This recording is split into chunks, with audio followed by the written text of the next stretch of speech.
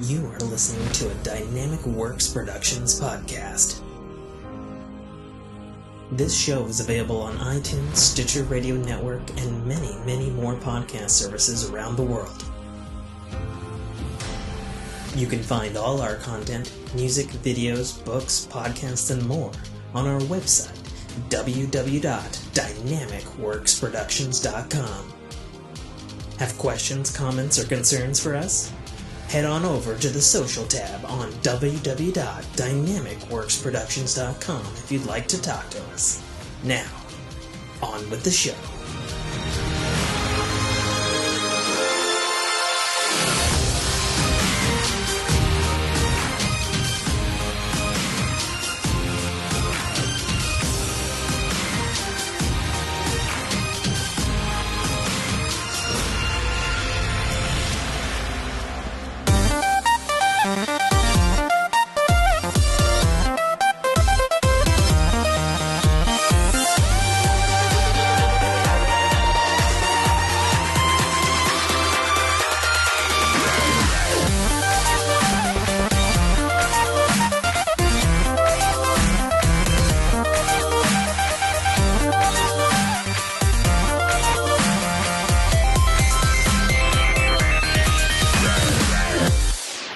What's going on, friends? Welcome to another episode of the Fork in Your Ear podcast. I'm your host, as always, author, podcaster, gamer, Tim K. Trotter. And joining me from across these United States is the one, the only, the buster of knuckles, the blister of listers. I'm not sure what a lister is, but you know him. You love him, probably. Mike List. Hey, what's going on, Tim? At best, you like me a little bit. Yeah, there you go. There you go. You'd have to at least, say he's serviceable, or you wouldn't keep listening. I'm a decent sleeve. What can I say? There you go. All right, so we're all ready to spin our topics this week, and I'm gonna give it a spin here as I wear the ring upside down. That's awesome. And we landed on water, which is entertainment, movies, TV, and books. Yes. Why don't you tell the listeners what you've been watching this week, buddy? Oh man, we went to go see Black Panther. Okay, that's good. That's on my list too. What did you think? It was a good movie. Okay. I would say great. It was a great movie. It was what I expected. It wasn't. I mean, I understand why some people say it's the greatest Marvel movie ever. Yeah, the people were shouting from the rooftops like it's the second coming of Christ, and I'm just like, yeah. No.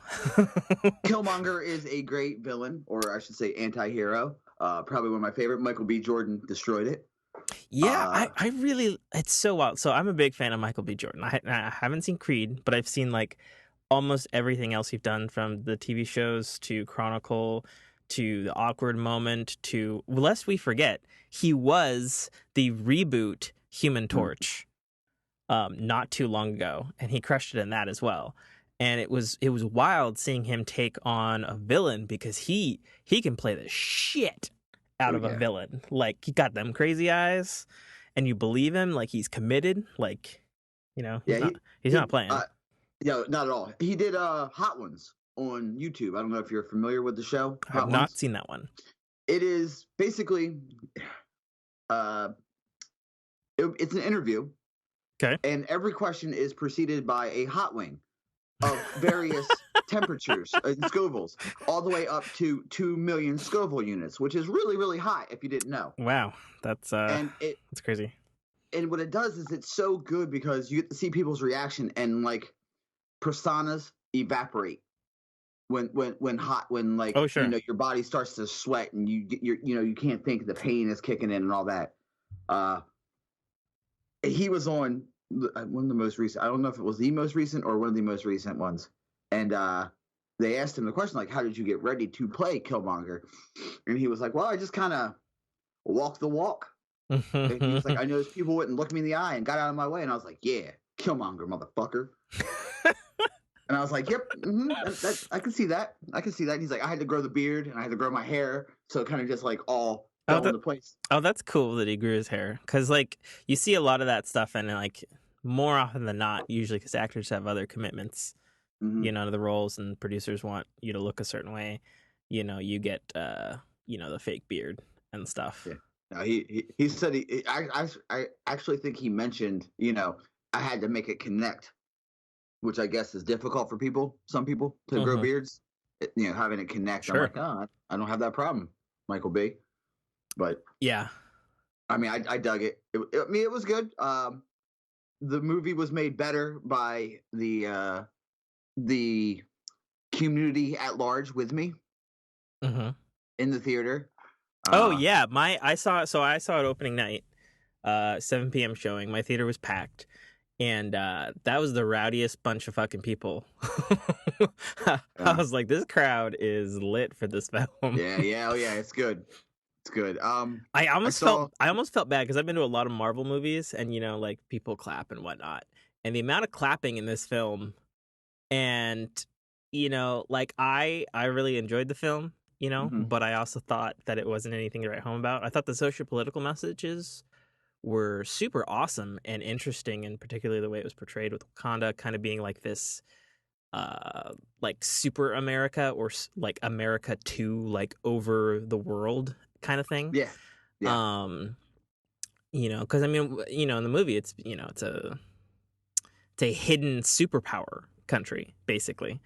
So I thought that was very interesting in how it viewed the world. But like I said, I felt bad because, like, like I've clapped at Marvel movies, but there's a lot of clapping in this film, and I did not feel the need to clap at Mhm. all during the film.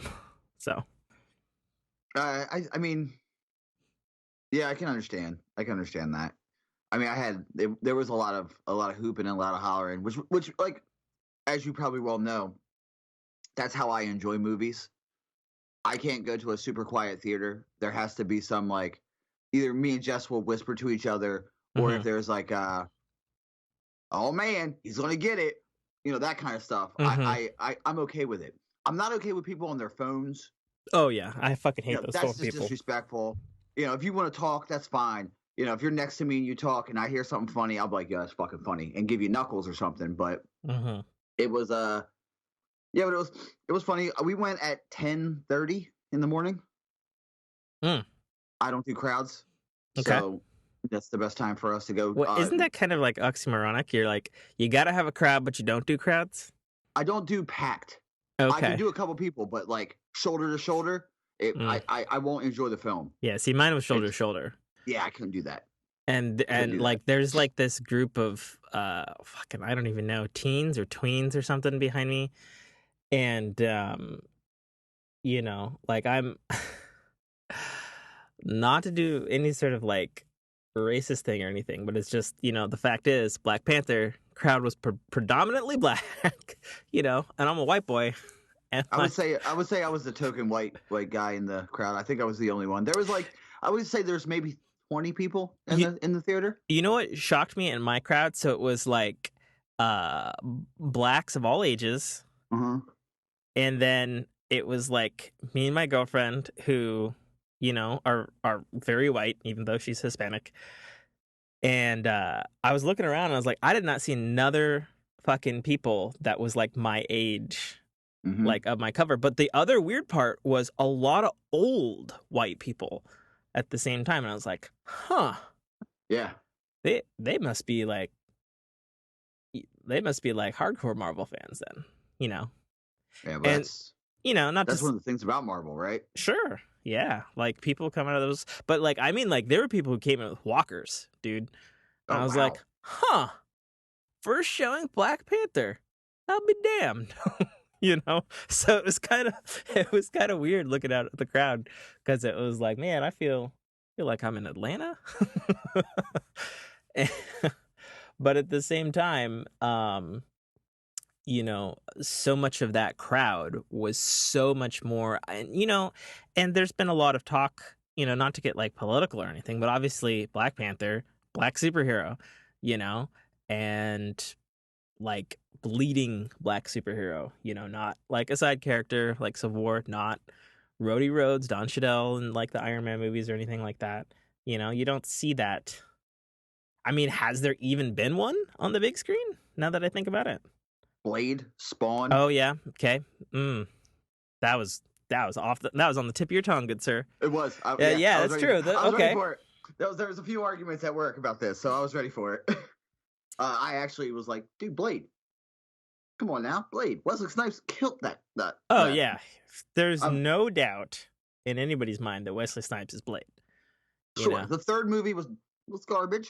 Okay, so I have a funny take on the third movie. The third movie is one of the few films where I think the theatrical cut is good and the director's cut is garbage.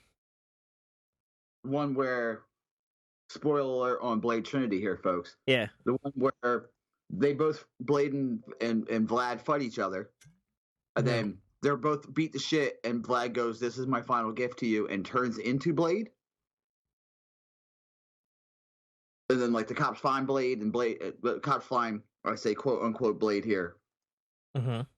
That's the one we're talking about, or is it the I one think where so. Wesley Snipes wakes up as Blade and then like, Well, Blade Trinity is the one that had Jessica Biel and Ryan yes, Reynolds. yes, You know, and Triple which H you and know. Parker Posey. Yeah, it was terrible. It was bad. Yeah. Oh, Blade films. The second one I liked, the one done by Guillermo del Toro. Oh, that's I like right. that He one. did do the second one, which is Yep. obviously the best one. I And mean, let's be honest. if you've seen the show on FX The Strain, you're like, aha, that's where you Well, get and there was also a Blade TV show. with Sticky Fingers on FX. Was it on FX? Yes, it was. Oh, Spike. I'm sorry. Spike. Now That's right. Universal. Yeah, yeah. Okay, so there's been a handful Not many. of black superheroes in leading roles.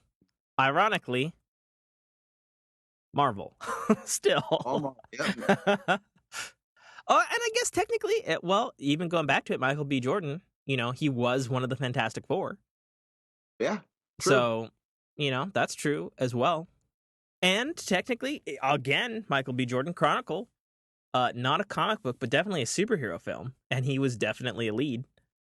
Yeah. So, yeah.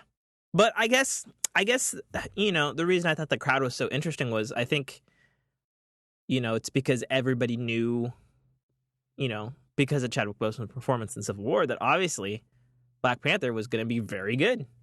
Yeah. And it was. My personal complaints about it, not to get spoilerly or anything like that. I thought the movie was too long. I've never before in a Marvel movie looked at my watch and go, oh man, that we are not. We are. This. I'm ready for it to be over. You wanted to hit the wrap it up button? Yeah, I wanted to hit the wrap it up button, but at the same time, it's like, okay, obviously they're entering their third act. And I have major gripes about how they entered the third act. I thought it was sloppy writing on that particular part, which sucked because the writing was really strong on everything else. Yeah. And it still, unfortunately, commits the Marvel sin of how they dispatch their villains, which sucks because I think Killmonger should totally be in Black Panther 2 somehow. Oh, for sure. Yeah.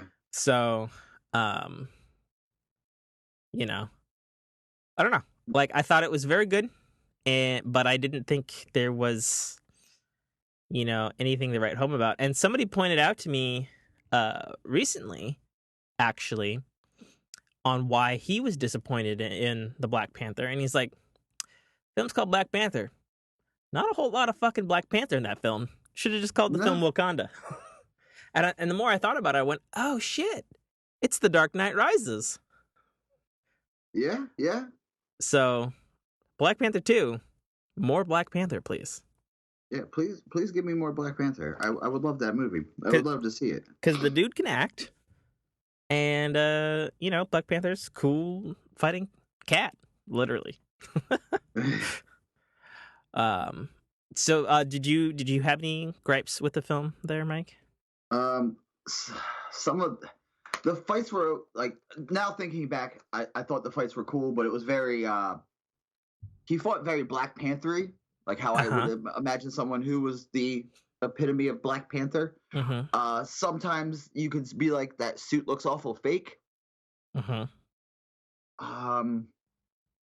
other than that, it was okay. It was good. It wasn't, you know, was it top 5? Yeah, it might have been 5. It might be 5 out of all the Marvel movies for me. Did it? Really? You think it made Yeah, top 5 for you? yeah. I mean, I'm also Guardians 1 and 2, and also Doctor Strange is in that. Mm-hmm. I like weird Marvel movies. I mean, I think Ragnarok was probably 4. Yeah, Might be 3. I Might be watched I 3. watched Ragnarok again this week because it came out Yeah. on video. Ragnarok is very good. It's Uh, very good. It's so good. I mean, this is real nitpicky, but the stinger wasn't all that I wanted. Oh yeah, the end Hmm. credits or the The end after stinger. credits. Yeah.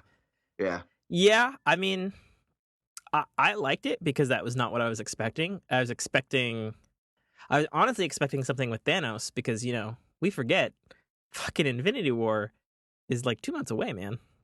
Like He's a coming. like like people say winter has arrived, but Thanos is coming. Fun little tidbit of information here for you, Tim. Mhm. Blade, the first one, Yes, cost $45 million to make. that's not a lot of money. It made 131.2 million in the box office. Damn, back in the day, what year was that? Was it 2000 or Hmm. 90s? I can't remember. Hold on. I think it was It came out in 1998. Damn, Mm-hmm. that was good money back then. That's Another crazy fun money. fact: Didn't the first movie open with an orgy, like a vampire orgy? it was a club. Like it was a bunch of humans dancing, and then it was like get them, and then Did Blade showed up and killed everybody. yeah.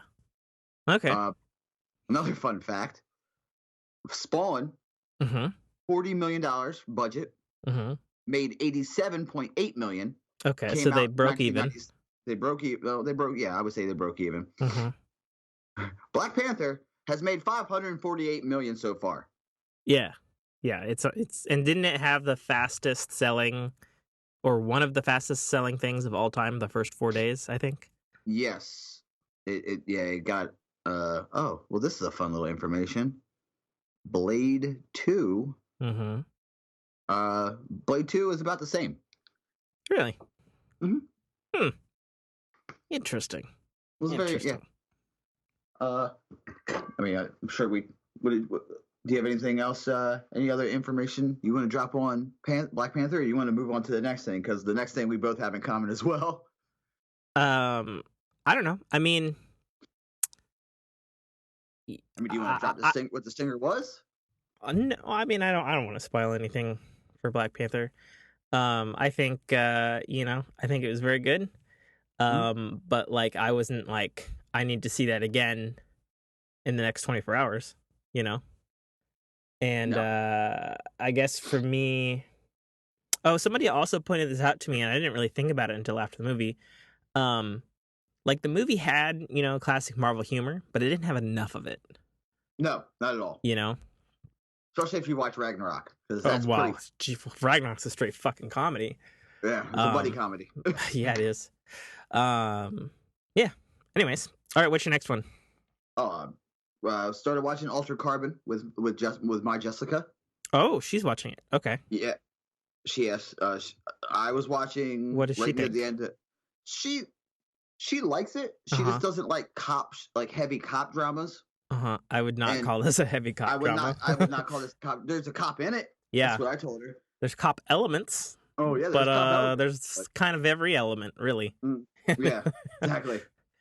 Uh, as soon as it started, and the fight took place, if when he used his envoy powers the first Hmm. time, and Yeah. he grabbed the dude and spun him upside and spun him and grabbed the arm bar. She went, "Oh shit, that motherfucker's legit," and I'm like, "You're in for it." She has no idea.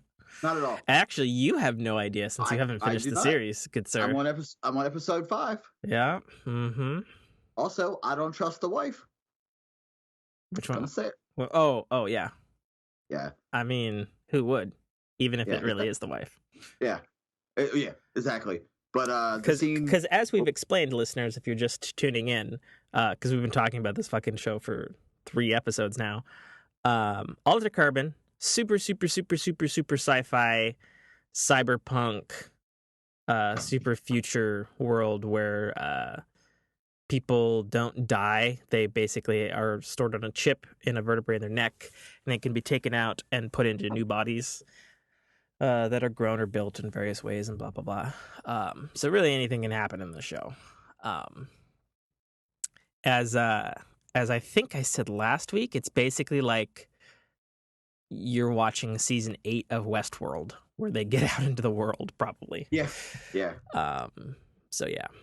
But he's yeah, about right. highly recommend. Hope it gets a second season. It's a Netflix original production, and it's fantastic. Also, super super good. Like the episode where we were watching, the one where the cop brought her grandmother into, she re-sleeved. Oh yeah, yeah, into the freaking drug addict that she had just caught that day. Yeah, Yeah, that's and pretty crazy. and I was watching it, and pretty much like how I am with dad moments. I get a little teary eyed sometimes with dad moments. That's how my Jessica gets with grandma moments, Mm. because she lost her grandmother, and obviously you love your grandmother, and she was watching it, and she looked at me and she said, "I would totally do that." Mm. I'm like, I know you would, like, be able to spend another day with basically your grandparents' personality. Yeah, I mean it's wild what you can do in this universe. But we were watching it, like, she has a problem. We just got done watching the, as I lovingly call it, the torture episode. Yep, I know And exactly the one you're talking about. yeah, and she was watching it. She's like, Jesus Christ, how can you look at this? I'm like, ah. Yeah, And she's like, well, I was like, he's not really getting tortured. yeah, that's true. And she was like, what do you mean? I was like, I've seen people get tortured. Like, I've seen videos of it. You can watch it. It's easy. I've seen people get their heads cut off. And she's like, Jesus Christ, Mike. I'm like, yeah, it's weird. And then when he wakes up, when he wakes up and gets what he does, Mm-hmm. she's like, kill those motherfuckers. Kill them all. Every single one of those torturing cocksuckers. Shoot that guy twice. And then you know what happens. And she's like, I fucking do it. I'm like, there you go. You're welcome. But the Russian, Demi the twin, Uh-huh. I'm talking, the torturer, the actor is in one of the shows she watches. She recognized him. And she's like, oh, I like that guy. Oh, he's an asshole. Mm-hmm. I don't like him in this now. And I'm like, okay, you're not supposed to. He's a torturer. You don't like them. But it's I'm probably gonna get ahead of her and just pretend like I haven't seen it when she gets home. Nice. Because it's really, really good. Yeah, I'll be honest. Like, I started watching it with my Jess too, and I totally outstripped her and rewatched episodes and didn't tell her. Right. And it's better because you catch other things now. You're like, oh yeah, yeah. The show is a lot denser than you think it is. yeah, for sure. So and it's not like a Lost or a Westworld where it's like you can tell the show is fucking hiding things from you that you're not paying attention. It's more like there's just a lot going on. Like a like a film that's got a lot going on, and you can see it again and you can catch more stuff even though you loved it the first time. You know what I mean? I would say Altered Carbon is more like that. Like Usual Suspects. I never saw that. You've never seen that? No. And I still, speaking of movies, I still hmm? super failed on John Wick because she forgot it last Sunday as well. Which reminds me, I'm going to text that to my Jess right now. Yeah. Please do. Because when you watch it, text me afterwards and tell me what you think. Okay. Because I almost watched the second one this morning. That's how much I love those movies. Okay. Plus, it's, if you like Altered Carbon, you'll like John Wick. The fight scenes are legit. I mean, I like Keanu Reeves, because I'm a hardcore Matrix guy. Yeah. So, and for that matter, I think Keanu Reeves is just a good actor. I know some people have a problem with his, particular kind of style because he almost plays the same character in every fucking thing. But you know what? He's good at playing that same fucking character in every fucking thing. So fuck it. That's what I say. Stick with what you know. Yeah, use what works. And I take back my dislike, my avoidance of the Mission Impossible movies. Yeah, you seen them all now? I've seen 3. Oh, okay. What'd you think of 3 3? Because 3 is really divisive for everybody. 3 was my drop. Oh, and of course the dogs want to fight right now. Oh, that's not good. Doggies, no. Hold on. You're going to hear a squeak. Dear listeners, you're hearing a squeak. This is how I train my dog.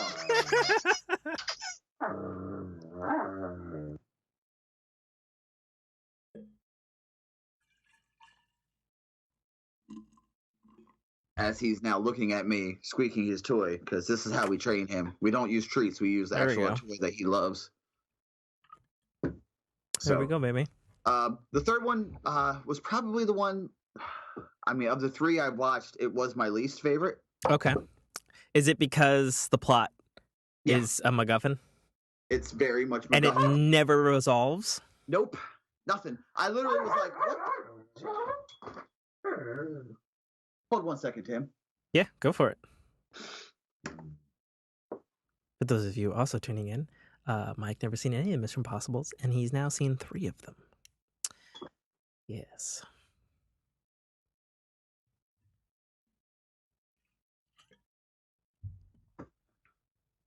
I don't know why I paused talking there, but there you go. All the joys of having a dog. So yeah, so 3, your least favorite, because and I don't hold that against anybody. I personally really liked 3, and I liked that it didn't. It ended up as just a big fucking pointless thing. To but me it was. Oh, I'm sorry. Go ahead. But I will say this for those people who are Mission Impossible fans and series watchers: elements of 3 pop back up in 5. And it seems like from the trailers, the latest one is going to come full circle into that unresolved rabbit's foot thing. You see, that's what somebody said to me. Somebody was like, I was talking about it, and they were like, make sure you watch 3, even though a lot of people don't like it. I'm like, okay. I'm like, it's fine. It was a good movie. It just wasn't, you know what I mean? Like, number 2 went so... Oh yeah. Okay. So what did you think? Punch in the mouth. What did you think of number 2? Because number 2 was done by the famous action director John Woo. I love John Woo movies. I could tell. How fucking insane was all of that shit? Oh, and the fact that he does his own stunts. Oh yeah, the cliff thing. He's fucking famous for. Yeah. There's a making of where they're I mean he did it, but he was like, yeah, no, I'm not wearing a wire. I'm not even and then he's like you could have a small net. like many stories below wherever the fuck he was climbing. But yeah, it's insane. And it looks like there's fucking rock climbing shit in the latest trailer. As I've said, the latest Mission Impossible looks like they're redoing all of the insane stunts. There's a motorcycle, there's a cliff, there's a flying thing. There looks like there's a drop from the ceiling from the first one. And then the other thing is, obviously he's got like a wife in 3, right? Yeah. And that obviously sort of falls apart by the end of it, right? Doesn't it? I can't remember. I don't think it ever ends well in spy movies with wives, but no. But she's in the trailer for the latest one, so something's got to happen with that. So. I don't know. I'll be really interested to hear your thoughts on Mission Impossible 4 Ghost Protocol, because that was my least favorite one. But we'll see. And then obviously the series sort of brings it home for 5. 5 was really good. I mean, I did like Philip Seymour Hoffman though. Yeah. I did. I mean, let's be honest. Great bad guy. How can you not? Like, oh, you're gonna. Oh boy, this is going to be rough for you. You're going to have a rough day. Then... Yeah, well, who did have a rough day? That actor with his brick of cocaine. Yeah, yep. Died how he lived, on cocaine. On cocaine. Some people were like, yeah, he's really good at playing tortured. Nope, that's just the cocaine. That's not playing. That's really, that's just the cocaine. Yep. Yeah. Sad when actors go like that, but at the same time, he was fairly old for having been on cocaine as long as he had been. Like, yeah, pretty how much. the hell is that possible? That's when you find out old rock stars die. You're like, oh, that's so sad. You're like, think about the life they lived. Yeah, I mean, it's like Keith He was Richards, right? 75. That's 190 in real life. You know what I mean? Like when It's the lead singer of 190 in Motorhead, real Lemmy, life. died. They were like, oh, he was 71. I was like, really? Because he was like 300. It's Lemmy. His stories are epic. Absolutely. So shifting to the last thing I have to say on entertainment, which I didn't get to talk about last week. I mean, I talked about it a little bit, but not really. So I've been on a super the author Andy Weir kick, and he's the dude who wrote The Martian, which was adapted into the awesome movie by Matt Damon, directed by Ridley Scott. I read his new book, Artemis, which is fantastic. It's about like she's basically a thief and she lives on a colony on the moon. There's like a bunch of industrial espionage happening in space. And it's awesome. And it's super sciencey. And she's the sassiest, raunchiest fucking person I have ever read in a book. Like just I like sass. I like raunchy. Just dropping swears and c words and stuff like they are going out of style. Oh. But the book was really good, and I guess the movie's coming soon on that. I guess the Lego Movie directors are directing the film. It's coming out sometime in 2020, I think. Those were good. Those were also good films. But yeah, so I read that book, and then I was like, man, I really love that book, and it's kind of funny. Being an author and liking books, I never actually read The Martian. I watched the film, and like most people, was like, that was a good ass film, right? You've seen The Martian, right, Mike? Yes. Okay. There was some hesitancy. Did you not like it? I was in a very weird state when I watched that movie, so I might have to rewatch it. I wasn't doing very well mentally when I it was one of those, I'm going to watch this movie to get my mind off the situation. And then you watch that movie, you're like, this is the worst movie to get your mind off of this situation. So I see. Yeah, I could understand that because it's heavy. It's heavy, but also humorous at the same time because of the character. But at the same time, abstract loneliness, stranded on Mars, gonna die like all the time. Mm-hmm. So I jumped from reading Artemis, which was fantastic. Highly recommend to people who like space. It's also very reminiscent of Moon is a Harsh Mistress, which is a famous novel that's actually kind of hard to find by Robert A. Heinlein, who's considered one of the greatest sci-fi writers of all time. And it's very much like a modern version of that. Not like it's not the same story, but both of those books take place on the moon, and they're very sciencey and scientifically accurate and all that sort of stuff. The difference being is, Andy Weir is a computer engineer, author, whose parents were a particle astrophysicist and electrical engineer. And Robert A. Heinlein, designed the fucking rockets that sent shit to the moon. Anyways, so Artemis is fantastic, and so I went and I read The Martian, which I'd never read before, and that was a fantastic book. And there was a ton of like jokes and stuff in that book that were not in the movie. Like it's the language is a lot raunchier than the movie. Like the opening line of the movie is, "I'm fucked.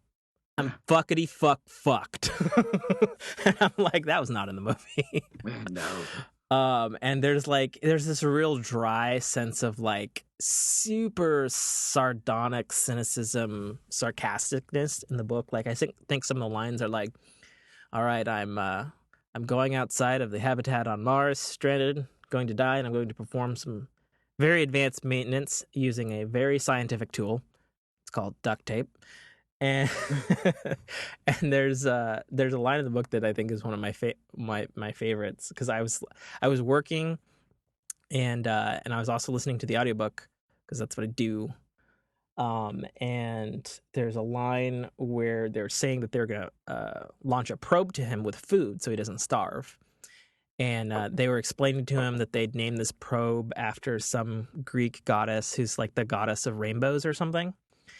And Mark Watney, the main character in the book and the movie, he responds back to NASA and he's like, "Got it. sending gay probe to save me. I'm just like, that's, oh man, the wit is so good. But yeah, no, I had a fantastic time reading and listening to The Martian and Artemis. Highly recommend. Andy Weir's an awesome author, and I respect him greatly because, you know, it's kind of hard to write two great, successful books in a row. You know what I mean? It's kind of hard to write, period. Well, yeah, I mean, you know, I mean, look at me. I mean, my book came out 2014, I think, you know, and I haven't published anything new in a while, which is sad. But I've also been busy with other stupid life shit, which also pisses me off and makes me sad on a constant daily basis. Which leads me into like I literally finished this morning. I rewatched The Martian again, like the movie. So like I've devoured everything that Andy Weir has touched lately. So love that stuff. Love it. So that's what I have to talk about for entertainment, books, movies, and TV. Actually, what have I been watching? I haven't been watching anything for myself TV wise. My Jessica's going through Battlestar Galactica, and she just finished season 3 last night. So we've been watching basically nonstop Galactica because she's really, really fucking into it. And I told her last night, she's like, fucking start season 4. And I was like, we can't start season 4 because it's like midnight and the next thing you have to watch is a movie. She's like, fine. And then she's like, oh, how many more seasons are there? And I was like, season 4 is the last season. And she's like, no, I'm going to be sad soon. And I was like, yeah, you are. So, yeah, and you've been watching Under Carbon? I'm going to spin the ring before I keep talking about this stuff. Go ahead. All right, where the fuck is this thing here? Oh, it was a good long spin. Okay, well, that was a complete foul. We landed on the same thing, entertainment. That doesn't work. Let's try that again. All right. Technology. You got any technology things to talk about this week there? I bought the Pro controller for a Switch. Oh. Yeah. Way better. Did I not tell you? Yeah. 100% is way better. Yeah. Jess has been playing with just the Joy-Cons and the little one that they give you. Yeah. I was like, I cannot do this. Because she's been asking me to help. Sometimes I help her with the Divine Beast every once in a while, or do random stuff that she doesn't want to do. And I was like, yeah, totally. And then I realized my hands cramp up pretty quickly with that little ass controller. Now let me ask you this: when you're holding the Joy-Con, are you holding it in like its little docking bay controller, or are you holding them like freestyle? The docking bay controller. My suggestion to you, if you're cramping, I mean, it doesn't matter now because you have a Pro controller, but still suggestion, is try it freestyle. You know, get the little round bumper things that come with it. You know, slide those on and just, you know, flop your hands to the left and right and go at it from there. I'll have to try that. I bought it, you know, just because we're on the Divine Beast, the one walking the desert. That is the hardest one. Yeah, it's a pain in the dick, is what it is. Oh, just wait till you get to the boss. Oh, in the yeah. Yeah. I don't know why she's dodged the lizard. The lizard. Oh, the fire one? Yeah. Okay. She hasn't done that one yet, and I'm like, this would probably be way easier if we had, you know, the other blessings of the Divine Beast. But all right. I mean, I'll be honest. The one you get from fire would be really helpful for you for the desert one. Really? Yeah. Because you have air and you have water, right? No, we haven't done the bird. She hasn't done the bird either. Oh shit! So she's only done the elephant. She's only done the elephant. Well, at least that's the most helpful one. Yeah, especially brings you back to life. Especially if you suck at the game. Yeah. But yeah, no shit. Yeah. Yeah, that desert beast. Yeah, it's a monster. Yeah. What's worse is the boss. Like, so the boss was so hard, Nintendo had to nerf it. Really? And it's still hard as fuck. You'll see why. You will see. It's a lightning, right? Yeah. Oh yeah, it's lightning, but as you know, uh, Legend of Zelda: Breath of the Wild has a logic to its world, and metal and electricity when Link's holding it Well, don't go well. yeah, So just imagine a boss that's got that capability. I yep, think that's pretty self-explanatory. yeah, yeah. I'm not looking forward to it. Yeah, yeah. I've I actually used that to my advantage though a couple times. oh yeah, yeah. Yeah, It's dope. throw the sword in the middle of a camp. The lightning strikes, blows up everything. You run in, you grab your sword, you grab all the shit, and walk out. Yes, it's super true. But I've mastered most of the like the air the air pawls with the bow. I've Oh gotten that yeah, pretty. yeah. The fury slashes, the I'm perfect I'm dodging. still not good at that, believe it or not, and I have way many more hundreds of hours than you do. And it kind of pisses me off because I feel like I should be way better at it than I am. Things like that I get really good at. Like the little whoop. I mean, especially now that I have the pro controller, I can just Mm. lock on the So now I the got to ask on your pro controller. So I personally think it is the most comfortable video game controller that I have ever played with. yeah. Do you agree? Yeah. Really? I kind of wish I could use it for my PlayStation. Oh my god, I so wish I could use it for the PlayStation. Yeah. And it's so funny because like I really, really do like the long trigger pull on the 360 and the Xbox One. Like I love those triggers. Like I think they're exquisite. But Mm. there's something about the way they're designed on the Nintendo Switch Pro controller that feels just as good, even though the pull is like fuck, it's like 90% less or something, Oh yeah, it's quick. But I mean, I have trigger stops on my PlayStation controller. oh no shit, do you? Yeah, Really? I had yeah. no interesting. I didn't know you But played then, that way. yeah, but then again, I remapped the controller in every shooter. So instead of the L2 What is R2, rolling around there? that would be P Is he rolling. growling? Yeah, well, you would be surprised at what he's growling at. What is he growling at? A bowl. It's upside down, Does he and want it to be upright and full? I guess. Hold on, let me see. Is Like that he what you want, hungry? buddy? Oh no, he just wants to play with it. Okay, cool. Chew on it. It's hard plastic. Yeah. I remap it so that my aim is L1 and my fire is L2, as opposed to vice versa. How Really? how most shooters are L2 for aim, R1 R2 for shooting. I remap it. Are you left-handed? Uh, maybe. I I my mean, son was my no son is my judgment. I'm just saying, like, I know, you were in the military, and obviously you would hold your gun differently if you were left or right-handed. I mean, my son is left-handed. My dad is left-handed. What was left-handed. So I probably am a natural lefty, but I was also I'm probably taught otherwise. Well, I'm just asking because I mean, it's like you hear people on video games, and it's like, oh no, I invert the flight controls or the look controls or something. You know what I mean? Like that's a Yeah. common one. But swapping right right triggers fire to right trigger is aim down sights and left triggers fire. That's wild to me. Yeah, I'm just. I don't know. It's always how I discovered that in Destiny 1 and was like, oh, this works better for me. Huh. That's crazy. I've never heard of anybody ever doing that. That's interesting. So do you get mad on games that you can't remap control Yeah, buttons? yeah, it's kind of disappointing. Yeah, Okay, because I would imagine if you're like that's your comfort zone, like yeah, that doesn't even seem like an option for many games. yeah. Destiny lets you remap, do custom mapping, so that's Hmm. where I think Destiny most shooters let you do it. And if Yeah, worst I case would scenario, imagine I'll the buy big a budget scuff. ones do. Yeah. Yeah. Oh yeah, yeah. There's always scuff. That's true.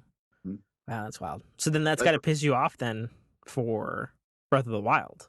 yeah. I always do the wrong. I always end up doing it wrong. I always end up throwing the weapon. Oh And man. Jess is like, "Stop throwing the fucking sword!" I'm like, "I'm sorry, I'm trying to swing." Oh man.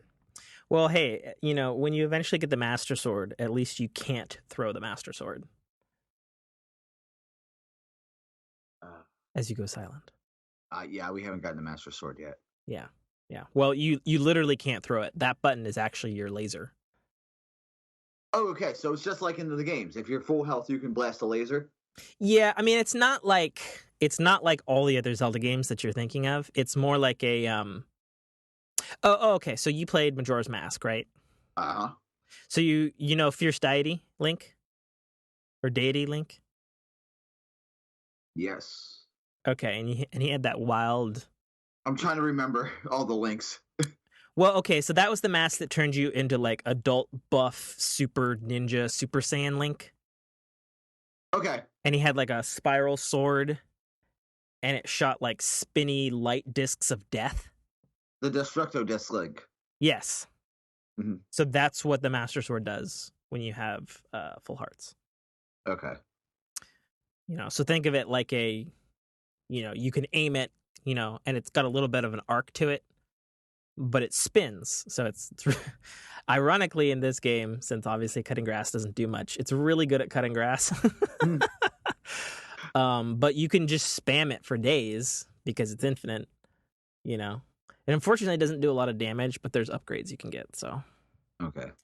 but yeah, that's what it does. So it's not a straight like pew pew laser. Yeah, it's not the pew, pew. It's like the bolt caster from Destiny 1, sort of. Like an arc of energy type thing? Or does it actually I'm spin like a saw blade? Oh no, it spins like a saw blade. Okay, then it's nothing like bolt caster. Never mind. Yeah, I had to even think, what the fuck is a bolt caster from Destiny 1? The exotic lightning sword, arc sword. Remember the fire? Oh They have, yeah. yeah. I mean, I'm trying to remember in my mind how that worked. It's maybe a little like that, but it's Okay. but it's much more like Fierce Deity Link in terms of like it's a spinny disc blade of death as opposed to a laser. Okay. Yeah. So, but anyway, I'm real glad you got a pro controller. Yeah. Because it's a fucking good ass controller, and I gotta say, having had a pro controller since day one, and I have like a bazillion Switch games and play Switch all the time. Hmm. Um, that controller, God bless Nintendo, they know how to make a controller that doesn't fucking wear out. Because I go through a new PlayStation controller every year. Pieces of shit. Really? Do you really? Yeah, and it's really weird to me because like I've never had that problem with any video game controller ever. Like I never did that. I never burned. Like physical abuse just like wears down. Like the triggers always break on my PlayStation controllers. Do you, now are you rough with your controllers, would you Oh say? no, no. So you may not know this, but um, when it comes to my computers and electronics, I am a like a Michael Keaton between acting gigs obsessive compulsive cleaner of my electronic things. Like I spray mine down with rubbing alcohol, and I like rub like all the little white stuff that gets around the rings Yeah. from the stick movements, and I air blow them out, and I like let them dry, and like I can't have grease on them, and if I'm eating like you know something messy, like I have to wash my hand immediately. Like I can't have like a messy controller. Yeah, I get in there and clean it with a Q-tip and all that too. So Oh, nice. yeah, I get I'm a not alone. I actually get a toothpick and get into the little crevices and get all the stuff out. Oh, see, I used to do that, but I have an air compressor, so that just Yeah, works you way just better. blow it out. Yeah. Yeah, I think that's just a holdover from my time in the military because a clean weapon is a weapon that fires. So Well, it's a much sadder, funnier story for me. I can't remember being compulsive about cleaning controllers until I started drinking heavy, uh, and which is a long time ago. But back during Super Smash Brothers Brawl, um, like I think I killed several GameCube and off-brand GameCube controllers, um, because of like alcohol spillage and stuff. Yeah. And the worst case though was one that got spilled in, drunken battling with Bailey's Irish Cream. Oof. Yeah, it can't like it looked okay and we cleaned it, and then next Smash Brothers time, somebody smashed the A button, and that A button to this day has not come back up. It was smashed. It was smashed. Like it is stuck there forever. Speaking of controllers, Yeah, do you remember the game Steel Battalion? fuck yeah, I do. I had that controller. Oh, bless your sweet child heart.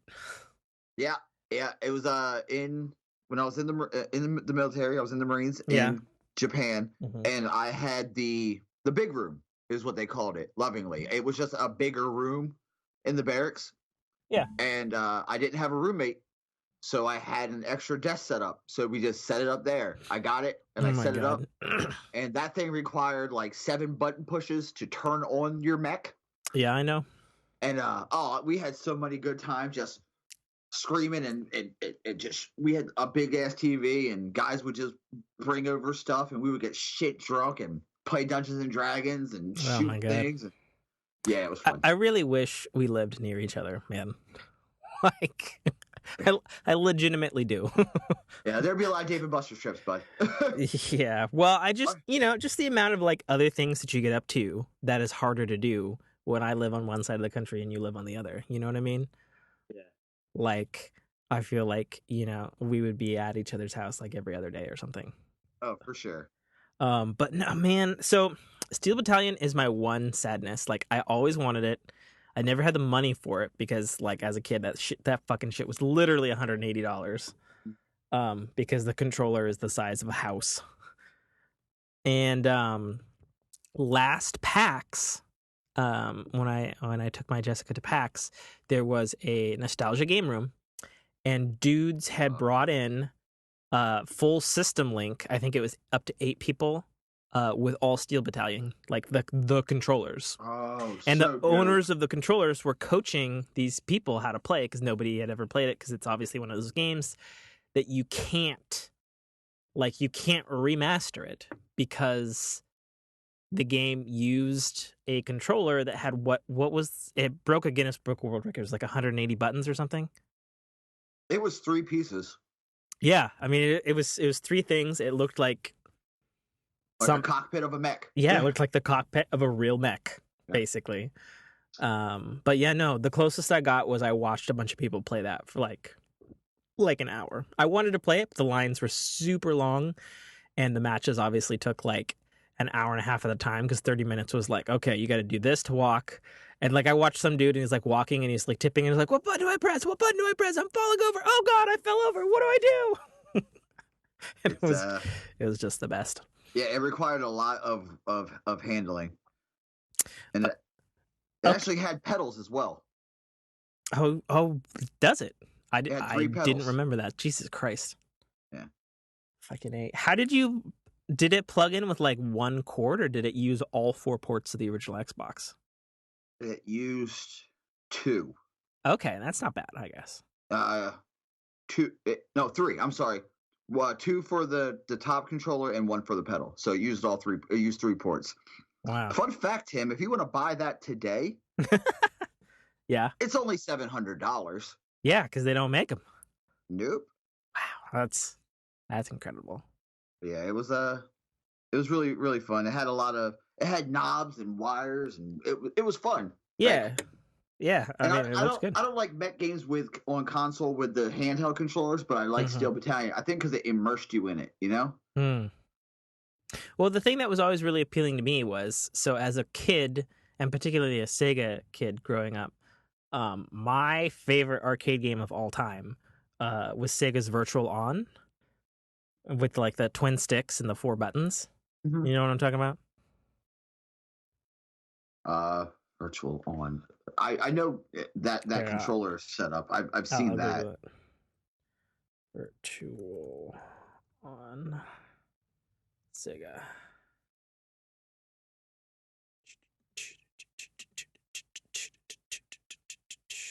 Not the game. Virtual on Sega Arcade. Here we go, baby. Okay, image coming.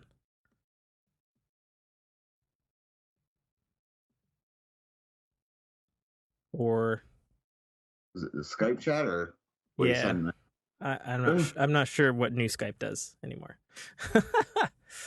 Okay, let me try that again. I don't know how to send images on the new Skype. Fuck.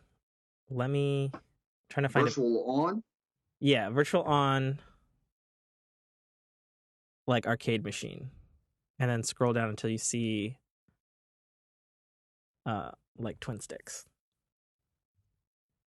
Okay, yeah, it was oh, it's the one you sit in. Yeah. Okay, You sit yeah, in it, like and Pod Racer, kind of, sort of. yeah, kind of. I mean, the Mm. sticks rotated as well as moving in 3 axes, Mm. and you had triggers and then the top buttons, and like different movements. Sometimes like pulling them apart would like make you a jump and stuff.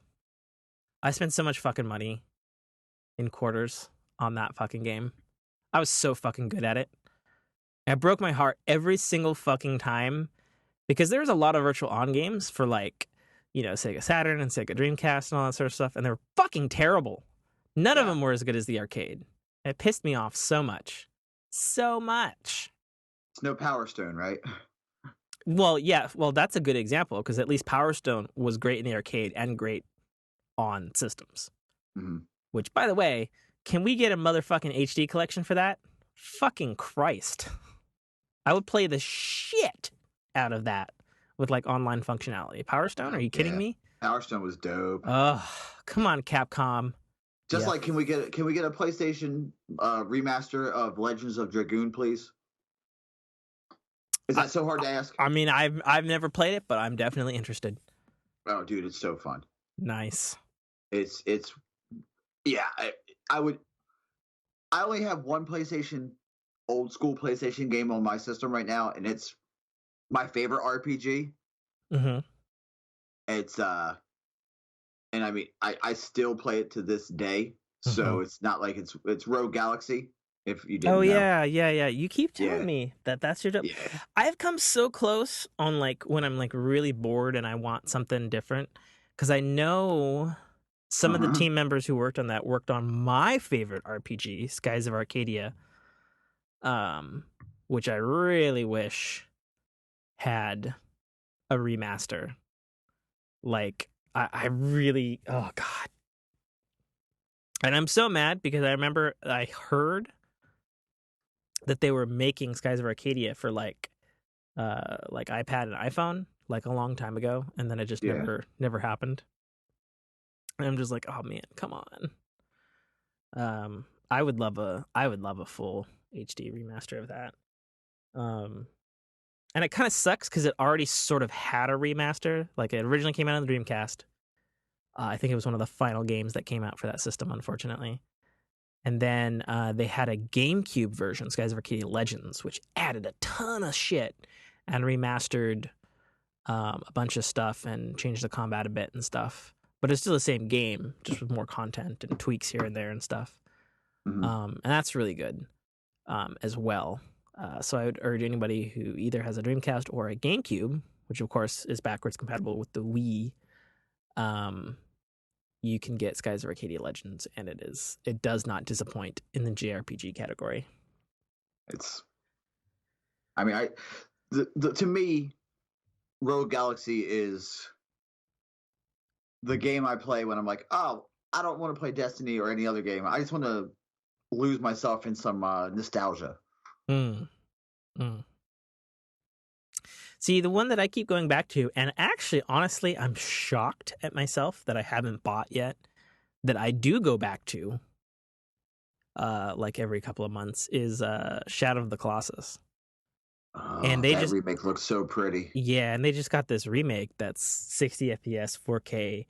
They redid, and it's so funny because the team who made it already did an HD 1080p version for the PS3, which is the one that I replay. Um, and as opposed to just porting that for the PS3 version that they already ported, they redid everything. Like, they took the original engine, they gutted what was shitty, they replaced the physics, they redid every single art asset. Game looks amazing. And it's weird because, like, I've heard from a lot of people that it's a perfect remaster remake because it's very faithful.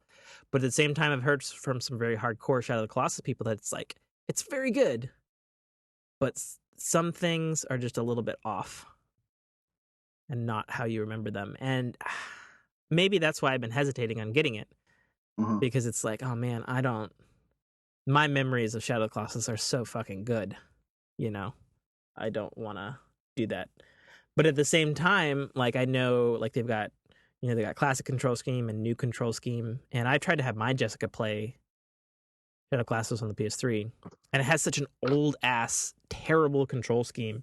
And she's like, I fucking hate this garbage. Yeah, the control scheme is kind of rough. Yeah. So, but some games you just can't, it's like you don't want to go back to. You don't want to ruin the way it feels to you. In your memory, you know. Yeah. It's like going back and watching an old movie, like a old movie that you love. Oh yeah. And you're like, oh, this is garbage. Sure. Mm-hmm. Oh my god. Okay. So, side railing back into entertainment for a second. The thing I forgot to talk about, which I think I shot to you in text, was Netflix had a teaser trailer for their Lost in Space original TV series / reboot. And it looks dope. It doesn't show much, but I'm very excited. Yeah. And I was talking with my coworker just Friday about it, and he loves Lost in Space. He loves the original series, and he loves the 90s film even more. And I have a particular affinity for the 90s film as well. And I tried to get my Jessica to watch the 90s film, and we get 40 minutes into it and she's like, just fucking shut it off. And I was like, what? I was like, why? They haven't even gotten Lost in Space yet. And she's like, that's my fucking point. It's 40 minutes and they haven't gotten Lost in Space. Fuck this movie. And I was like, but babe, it gets so much better. She's like, no, I'm done with it. So now that there's a new Lost in Space, and it's going to be a TV series, and it's got a bunch of great actors. It's got the dude who was playing Captain Flint in Black Sails is the lead dad of the Robinsons. Mm-hmm. And then that one girl who's from House of Cards who cheated on her husband with that tall black dude. Yeah. She's like a congressman woman or something. She's the mom. And I guess Dr. Smith is now a woman, I guess, in this Netflix series. Gotta change it, right? Yeah, for sure. But at the same time, I'm very excited. It comes out April 16th. No other details other than a teaser. And I also, again, going back to The Martian, their spacesuits looked very Martian-y inspired. Like, sort of like, oh, this might actually be a thing in space in, 100 years or something. You know what I mean? Like, it looked realistic, I guess, from extremely believable. Believable, I guess. So that looks cool. Anyway, but going back to your thing about the movies, again, bringing it back into our technology, which is really a talk about video games, but whatever. What happens? There's not very much for me, technology-wise. Yeah, me neither. Mine was garbage. I was going to talk about spam. Not the email, like the food. It's a food. What do you mean it's a food? You've never heard of spam? No, I've had it. Oh, okay. What was I saying? Oh, yeah. Some movies don't hold up well. I have a nostalgia spot for the 90s Lost in Space movie, which I assume you're thinking is terrible based on your... No. Oh, no. You liked it? Yeah. Oh, okay. So then you're probably reasonably excited for this Netflix show then. I am. Sweet. But I think you said it best in the text earlier the week. Man, Netflix is fucking crushing it in the sci-fi department. They're coming hard out the gate. Yeah, they are. The fucking Altered Carbon, fucking Lost in Space. Yeah. I heard they got the Sabrina the Teenage Witch reboot. And that's coming out soon. Really? Yeah, but it's like a darker take, I guess. It's based on some more recent comic series. I guess it was originally going to be on the CW or Huh? something, but Netflix got it, and it's like, I guess it's supposed to be like a horror take on Sabrina the Teenage Witch. So I don't know. We'll see, I guess. I did hear about the Sabrina Teenage Witch. I mean, they did one with what did they do? Archie and Jughead. They did some small Summerdale, right? Is that what it's You called? mean Riverdale? Whatever. Riverdale. That's it. I'm not even gonna lie. I've seen the first season, and I Really? kind of love that show. All right. I'm not even gonna All lie. right. I'm not even gonna lie. It is a guilty pleasure, that is for sure, because Secret it Secret is. Time. Yeah, I love Teen Wolf on MTV. I loved Teen Wolf until season 5. I didn't even care about that. I Oh liked the damn. entire fucking series. I was like, you know what? I can give with the shapeshift, the werefox, the siren, the banshee, what the fuck ever. Oh, there's 100 alphas, whatever. Give me more. I like Supernatural. Oh, that's true. You do like Supernatural. I like And Supernatural, so it was right up my alley. I'm like, okay. where'd this guy go? Oh, there's a memory eraser monster. Sure, give me more. Oh, the family of werewolf hunters happen to have the last name of Silver in French. Oh, that makes sense. Whatever. Oh, he's gonna bang her. Of course he is. He's a fucking werewolf. Oh man.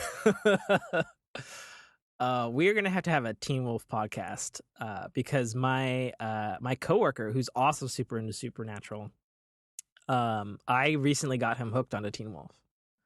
I mentioned it to him, I think 2 weeks ago, and mid this week he went, "Fuck you, Tim." And I went, "What?"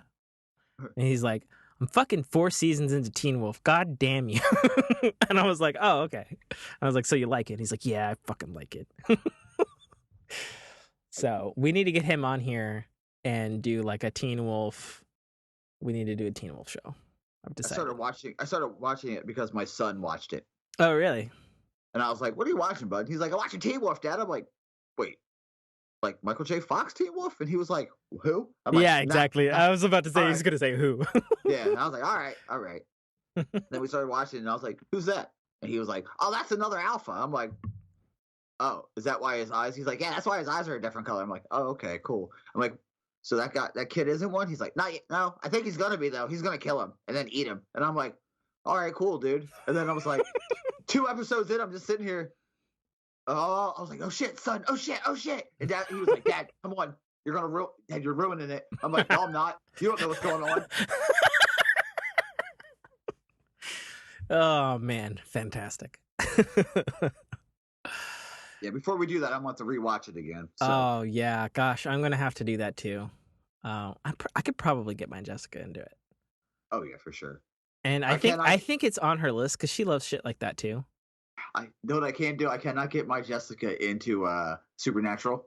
Because at first, here's a fun story. Secret time again. I thought she really liked Supernatural. I thought she thought maybe Sam and Dean were attractive or whatever. Because as most women do. As most women do, because they are handsome. I thought she got really into it because every time I would turn it on, she would be like, let's do some stuff. You know, sexy stuff. And I'm like, oh, hell yeah, sexy time. And then it came out that, no, she just hated it. So she was like, I had to get you to turn it off. I'm like, well played, Jessica. Well played. See, I'm in the opposite stance of the relationship because, as I've said many times in podcasting, Supernatural season 1 turned me off so much because it was just poorly ripping off X-Files in every way possible. And I don't stand for that shit. I'm sure it's its own show now in season 16 billion or whatever the fuck it is. It's 13. Still, that's a lot. How many apocalypses can you avert? I'm just saying. Every now and then I'm like, man, how many apocalypses is this? Yeah. All right. You got me, kids. All right, guys. Because my Jessica's very into Supernatural. She loves it. Oh, okay. She also agrees it's gone off the rails, but she's not going to stop watching. And if you listen to earlier episodes of Forkin, even Rising Tide of Cinematic Universe or Marvel Cinematic Universe podcast, my co-host Adam will soapbox for like 2 hours straight on the sheer insanity of Supernatural and also why he can't stop watching. Uh, It is. That's exactly what it is. where was I going with this? It's literally it's the song "Crazy Train" by Ozzy, by Black Sabbath. It's just a crazy. I'm going off. I'm going off the rails on the Crazy Train. You're like, all right, boys, I'm with you. Another season? Fuck yeah, sign me up. How many times you gonna die this time? All right, what's going on? Who's okay? And like every time I'll watch it, like I catch up at night when I get home because, like I said, every time I turn it on, my Jessica's like, here's what's gonna happen. And I'm like, all right, cool. So now and then, like, I started getting the wise to it. So I would turn it on and just look at her, and she's like, "Come on, man." And I'm like, it's either supernatural or this natural. Come on. And she was like, "Oh, god damn it." I literally forgot where I was going on this tangent. We got so tangented on tangents. We talked about We were talking about TV Teen shows Wolf, and Teen Wolf, Teen Wolf. and Teen Wolf is Sabrina. great. Sabrina. I was trying TV to shows, back entertainment. We were stuff. doing technology. Spin the wheel, Tim. Please just spin the fucking wheel. No, I was going to ask a question on technology, and Okay. I have a life thing that sort of gets into technology as well, so might as well just reach over into that shit. So video game controllers, like over the years, I'd imagine both of us have had our hands on a fair share of video game controllers. What would you say is your favorite video game controller of all time? What's your least favorite? And what's the one you love but you know others hate? Go. I mean, I might have to say my favorite is the Pro controller for the Switch. Mm-hmm. It just fits so well. It's comfy as fuck. It's comfy. My least favorite is the N64. Okay, good call. That C button was just weird. Mm-hmm. Like the way, like the stick was in the middle. Like, come on, guy. The controller I love that everybody probably hated. Mm-hmm. The Sega Genesis. Interesting. Remember 6 buttons? Yeah. Yeah. So I'd say definitely Switch controller is my current favorite. The one I love, but people say I'm wrong about, is the Sega Dreamcast controller. Because we all forget that the Sega Dreamcast did a couple of things that was later copied by Xbox, like the fucking triggers. Like, the Xbox triggers and the 360 triggers are still the same fucking triggers that are on the Sega Dreamcast. The only difference is the Sega Dreamcast controllers sounds like a fucking squeaky grandma's bed every time you... Yeah, it sounds like you have two squirrels. It sounds like you have 2 squirrels in a paper bag. You're so right. Oh, right. man. And I remember thinking that the control stick was dope, but it really wasn't, because it's hard plastic and had those nubs. I think I got blisters and shit from that thing. So, but I still have nostalgic memories for it. And then the one I hate, but it's kind of a funny story, because so I grew up. I was the kid in the neighborhood with the Sega Genesis. That was my first console. That was where my heart's always going to be. But I did not grow up with a regular Sega Genesis controller, and I didn't know this. Okay, so I grew up playing Sonic and Afterburner and everything in between on the Sega Genesis with the fucking arcade fight stick. Oh my god! I'm talking. It was 3. The buttons with the. It was 3 giant arcade buttons with little gray turbo buttons above them, and a 8 directional round, like, gear shifter knob thing for controlling your characters. And that's what I grew up with. And until I met longtime still old friend of mine, Jason, who also had a Sega Genesis, and he handed me a controller, and I went, I mean, obviously I was younger, so I didn't say this, but in my head, this is how I thought I said it. I was like, what the fuck is this controller? What is this for? Because I just didn't know. I had no Yeah. idea. I had no idea they had these little batarang looking fucking things with this thing called a D-pad. All I knew was it was a stick. It was a stick. I grabbed the stick with my left paw and I moved it around. Yeah. And I had these giant buttons that I hit with my fist. For Christ's sake. You punch them. Like, that's what I did. So, yeah, it's like, it's so weird because now I know that was the wrong way to grow up playing video games. Like, that is not a good way to play anything. Because I think when I was 18, I found the Sega Genesis and that arcade stick, and I plugged it into TV, and I was like, all right, we're going nostalgia mode. And I tried it with the stick, or the arcade stick, and I was like, this is so bad. How did I do this as a child? And then I think by that point, I had somehow acquired, the classic Boomerang Sega Genesis controller. And when I nostalgia trip back and I play that, I break that out instead of the arcade stick. But it's so weird because it's like, it's like if you don't know, that's what's normal to you, until something better comes along and it's like, what? I played NES with a Power Glove. Oh, of course you did. I had a neighbor who had a Power Glove. I thought it was cool. That Fred Savage movie, The Wizard. Great movie. Oh, yeah, fantastic. Don't rewatch it though. Oh, really? Is my memory bad? That does not hold up. Oh, fuck. I'm sorry to hear that. Yeah. I would fucking rent that movie from Blockbuster like all the goddamn time. Oh yeah, yeah. I mean, back then it was like me and Monster Squad. Mm. I rewatched Monster Squad so many times. I tried to rewatch it with my Justin, and she was like, "This is dog shit," and I'm like, "It's pretty bad." Mm. So. Okay, so I have two more technology things that are also sort of life things. Okay. So I'll just go into them.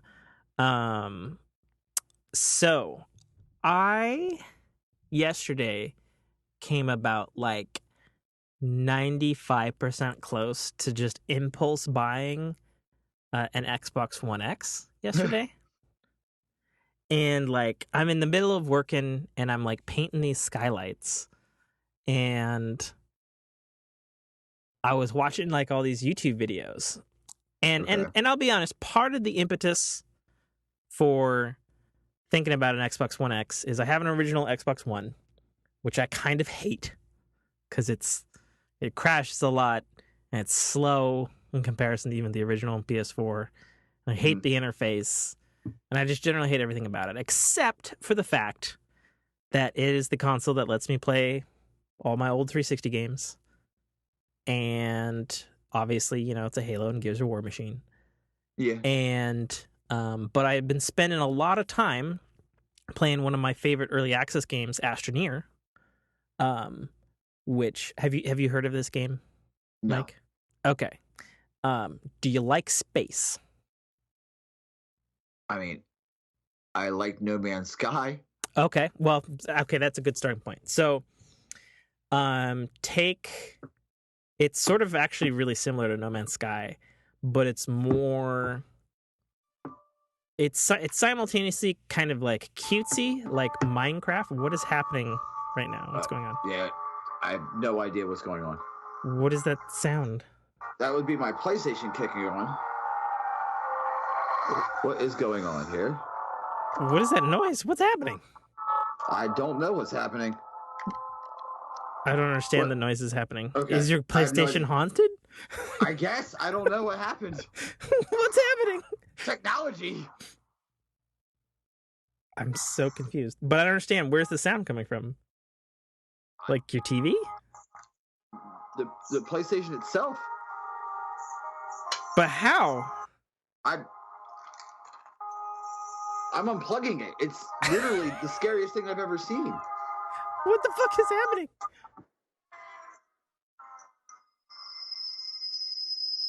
I don't know. What the fuck is happening? I don't know what's going on. This is the scariest thing ever. Okay. All right. There we go. We're good. Oh, what? I got an old priest and a young priest on their way. Jesus Christ, that was scary. I don't even understand the sounds. It almost sounded familiar. It came out of like the Kinect or the PlayStation View. I don't know. You mean the camera? The camera, yeah. The camera doesn't have a speaker. I don't know, Tim. It was weird, okay? I swear to God, that's where it came from. That's what it sounded like it was coming from. Jesus Christ. A haunted PlayStation. Is there a personality in here? Did someone download a person to my PlayStation? Oh my God. What the fuck? The old priest and the young priest. Oh my God, that was so weird. Hey, curse is averted. Okay. Well, Right. any Holy fuck. huh. Anyways, yeah, Astroneer, it's kind of like No Man's Sky in that everything is procedurally generated. Okay. Um it's a little more cutesy in its art style, but it's also more like hard sciencey. It's like a lot more like The Martian, actually. In Okay. like you're building a base and you're harvesting resources, and there's storms and the environment can kill you, and that sort of stuff. Like it's more that kind of sci-fi than No Man's Sky. But there's procedurally generated planets and all that sort of stuff. It's a really fantastic game, and it's still in early access. They're still making it and adding things like all the time. And I've been playing a shit ton of it lately. Like I'm a huge fan. Like I met the developers once at PAX. It's a bunch of Epic Games and Halo developers actually. So they're like really talented and whatnot. And they're actually based out of Seattle here. And it's a ton of fun. What the fuck is going on? Why do things keep happening? I don't know. Screens are popping up everywhere. Did your PlayStation get infected with a virus? I hope not. I don't watch porn on it. Kind of savage watches porn on their fucking on their PlayStation. I'm sure people watch porn on their PlayStation. I'm sure someone watches porn on their PlayStation. I'm sure of it, okay? In fact, I'm 100% positive that there are people out there who watch porn on their shitty PlayStation web browser and their shitty Edge web browser on Xbox. Hell, I'm sure there's people who watch porn on the web browser you can fucking get for your 3DS. Okay? I'm sure there's people. Yeah, I'm quite sure about that, actually. For sure, there's someone who watches porn on their 3DS. Yeah. And then that's kind of weird. Okay, I'm shooting you a trailer because explaining Astroneers is kind of complicated for some reason. Okay. So you take a look at this trailer and you tell me what you think. I will. Were you sending it through? This Skype. Did you want me to send it to your phone? No, it's either. I just wanted to know which one I need to look at. Okay.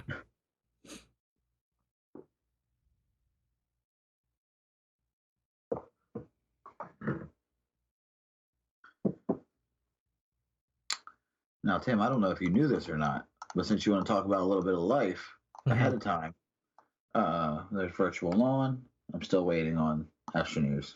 Okay. Oh, I guess it didn't send. My bad. Oh, it's still virtual lawn. What the? It's virtual lawn again. Okay, clearly my command copy and paste is not fucking working. There we go. All right, try that. And this trailer's from about a year ago. Like they've added like 1,000 things to it. All right. And good thing is you won't hear the sound because I have a headphone in. Hopefully you don't hear this. The audience won't hear a sound. Mm-hmm. Like my haunted fucking PlayStation. Yeah, I'm so haunted. Correction, you'll hear a sound. Fuck it, play it anyway. I don't care. I can turn this. Do I need to hear a sound? I can just watch the video, right? Yeah, I mean, there's just music. Oh yeah, I muted it. It's fine. Huh.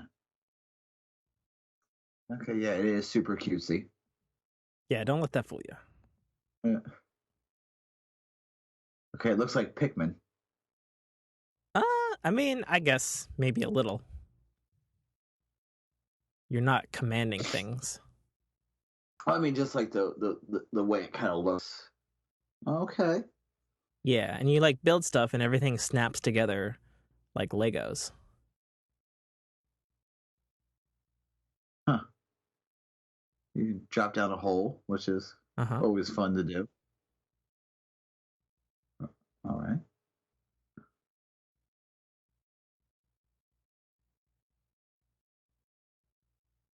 So it's like you have a vacuum. Yeah. Okay.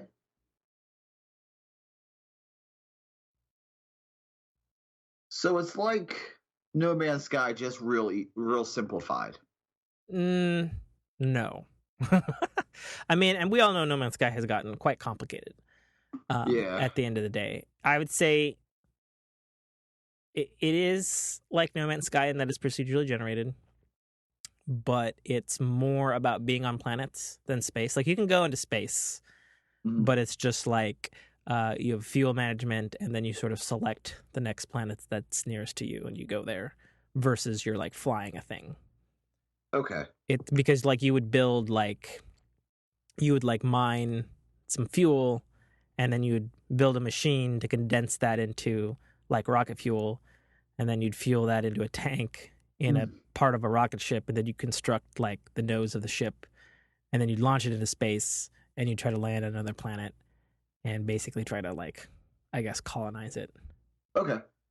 But it's really fun and it's really awesome and the co-op part of it is really cool. Um, and it's really good. Anyway, I've been playing a shit ton of that.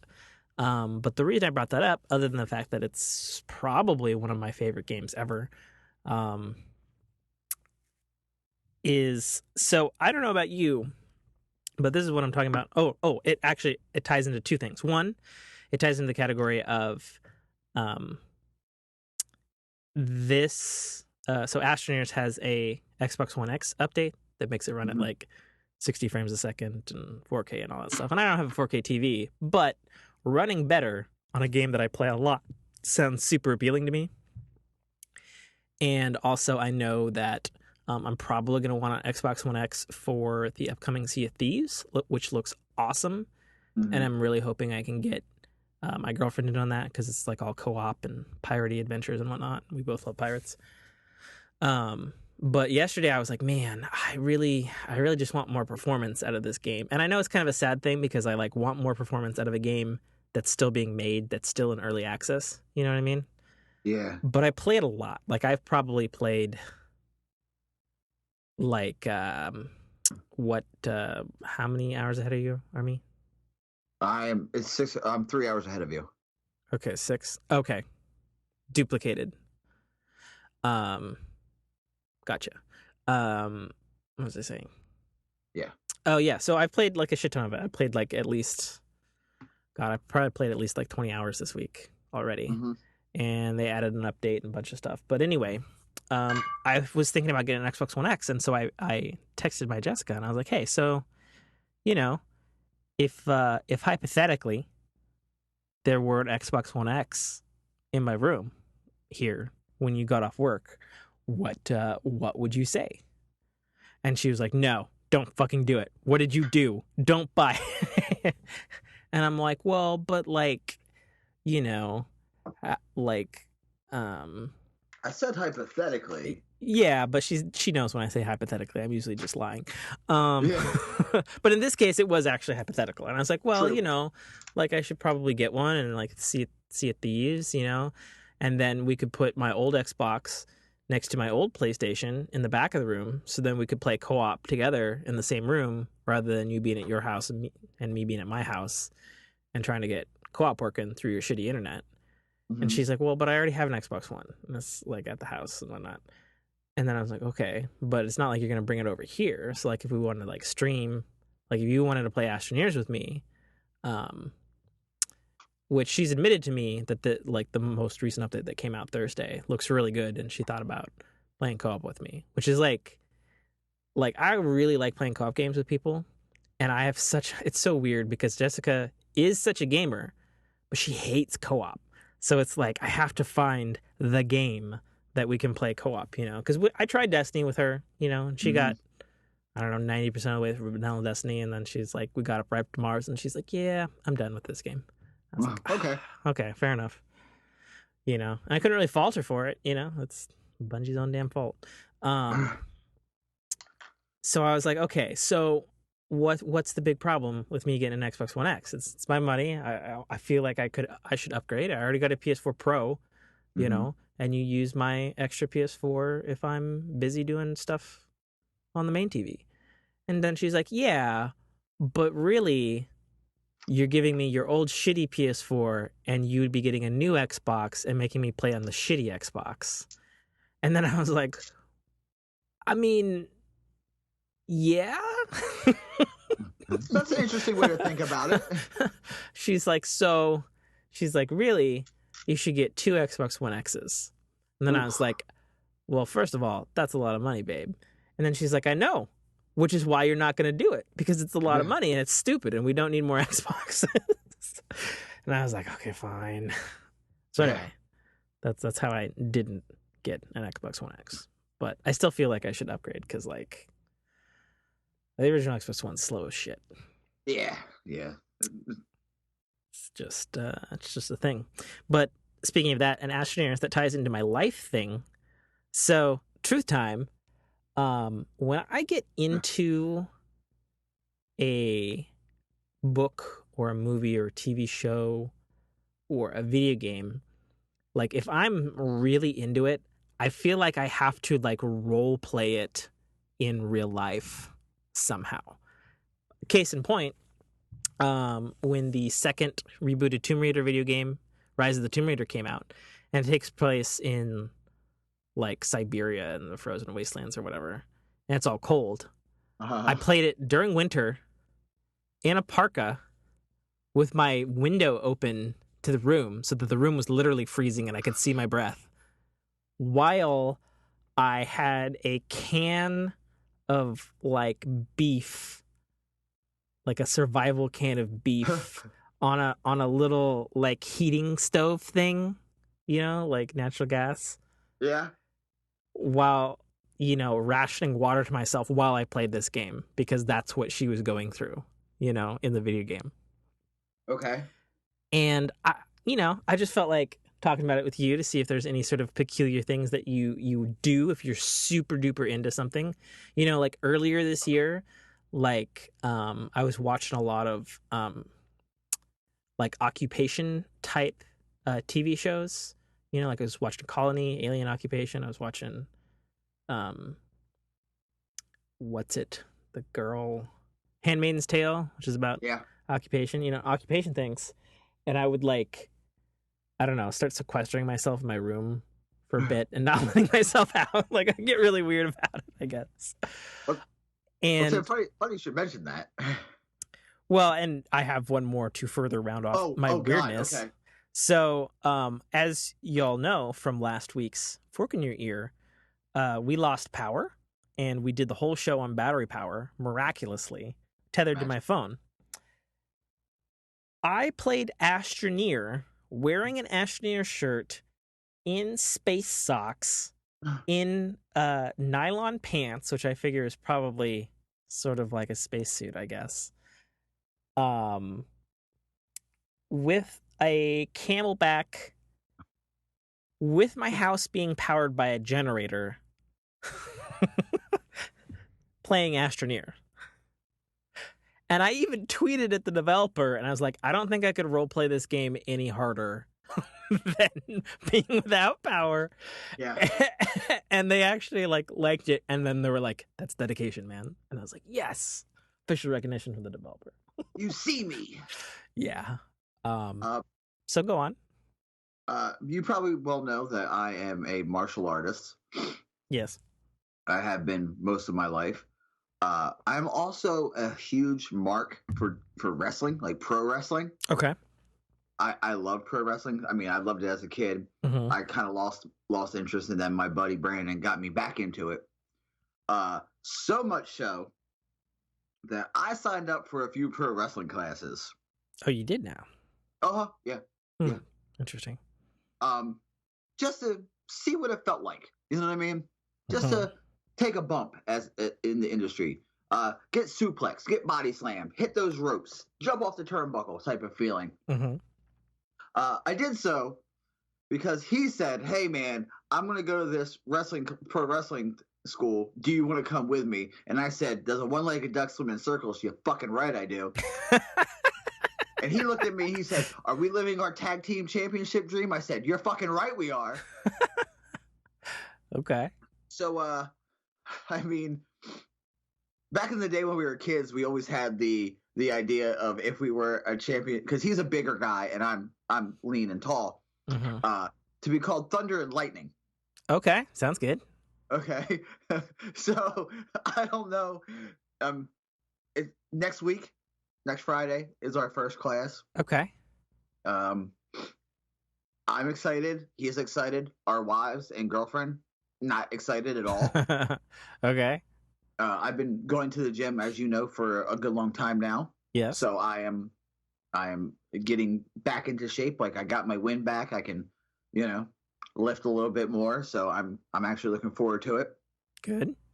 And the guy was like, "Okay, well, just bring high-top sneakers to wear." And I'm like, "Wait, why high-top sneakers?" Because you don't want to roll an ankle. Oh, okay. And you don't wrestle barefoot. You know, typically you wear boots. And I'm like, wait, we don't wear boots? And the guy was like, are you going into the WWE tomorrow? No. He's like, do you think you're gonna take like chair shots and climb the cage? And I'm like, I would hope in a couple episodes, in a couple, classes we can. And he was like, are you out of your fucking mind? And I'm like, well, yeah. I signed up to get slammed. And he was like, okay, touche. But since I've done judo and stuff, I know how to take a fall. I know how to take a slap the mat type roll, roll with it, level your body. And he was like, yeah, just come wearing comfy clothes. You can wear shorts, no pockets, or sweatpants, no pockets. I'm like, all right, cool. And my buddy was like, why no pockets? And I'm like, what are you gonna bring your keys in with the ring with you? Also, you don't want to catch a finger or a toe in pockets. It really hurts. So that's what's going on in my neck of the woods for life. Gonna go do some pro wrestling. And so that's next weekend. That's next week. Next Friday is our first class. Okay. Yeah. Well, then that sucks because full disclosure to our listeners, we'll be recording 2 episodes today because this coming Thursday through Sunday, I am working at Emerald City Comic Con, aka Seattle Comic Con, aka Washington State Convention Center Comic Con, the big one, as it were, for my state. I'll be working at a booth, and yeah.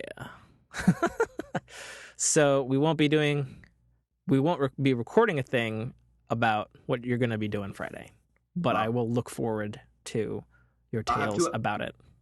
I'll have 2 classes under my belt by the time we record live next. I'm just imagining the stories that are going to come out of this because based on what the dude already told you, like it sounds great. Yeah, it's going to be fun. I can't wait. It'll be fun. Oh man. Let's see. Did I have anything else on this list here of things? The only other thing I had, which I might as well say since it's on the list and I never got to say it, was my life thing / technology was about spam. Like the meat, the can, the Hormel Foods, the potted meat product. Yeah, the potted meat product. So first of all, I like Spam. I grew up eating Spam. Always liked Spam. Since my allergies hit me hard, I actually have a hard time eating meat. Like I'm a meat eater, but my problem is usually at the source, a lot of meats are processed with high fructose corn syrup, believe it or not. Yeah. And I cannot have that shit at all. And besides the fact that it's fucking awful for you anyways. So when I was first getting adjusted to this diet of my new life, back in 2013, Spam became this miracle savior meat because it's available everywhere. And if I couldn't find something, get a can of Spam. Can of Spam. Can of Spam. Spam. Spam can. And I got curious about it recently because I was having Spam with eggs, which is a great meal. And I was like, I know people tell me don't ever look up a video on how Spam is made. Nope. And I was like, I'm going to do it. Yep. So not only did I look up a video of how Spam was made in 1973, there's like this Hormel factory thing, and it showed me everything I could ever want to know about a meat processing plant. I looked up like 30 other videos too, like a bunch of modern ones about, is Spam healthy for you? Is it bad for you? Culture obsession with Spam, this sort of thing. And I learned some really fucking awesome things. First of all, I don't know what fucking everybody was bitching about. The fucking Hormel Foods processing plant thing did not gross me out in the slightest. And if you're actually paying attention instead of not being grossed out, you'd know that, believe it or not, the Spam part of the meat that you're actually eating is like in the medium level of meats that are cut out of, the cow and whatnot. And, or I guess in this case, probably more pork than anything else. Like it's like medium level meat. It's actually medium to high level meat, believe it or not. It's not actually the bottom tier meat. It's not hot dogs. Yeah, it's not hot dogs. Hot dogs is literally the worst meat. Yes. It is the worst meat you can possibly put into your body. And that sucks. But it's like, if you're gonna choose between one or two to like save your life or live your life, fucking for the love of God, choose Spam. Because it's better. Eggs are delicious. It's better meat. Hands down. Like, I was watching where they were cutting, and I was like, oh, and they cut this part, and it's actually the top right quarter of the shoulder meat, I guess, of the pig. And it's actually right next to where they would cut the bacon from. And Was it the shank? I don't know. I don't know. I don't know. I don't know meat cutting enough. You might, since you obviously hunt your own food. But I was fascinated to know that it wasn't the shittiest meat, and that people have been lying to me my whole life. And I felt kind of vindicated about it. I was like, oh, those motherfuckers. Furthermore, I actually learned that Spam is an acronym. Did you know that? No. Do you know what Spam means? No, I do not. It means spare parts animal meat. Oh. Spam. That's what it meant. And originally, it was developed as a quick and cheap meal during World War II. Okay. It was developed for the soldiers initially. And then in times of,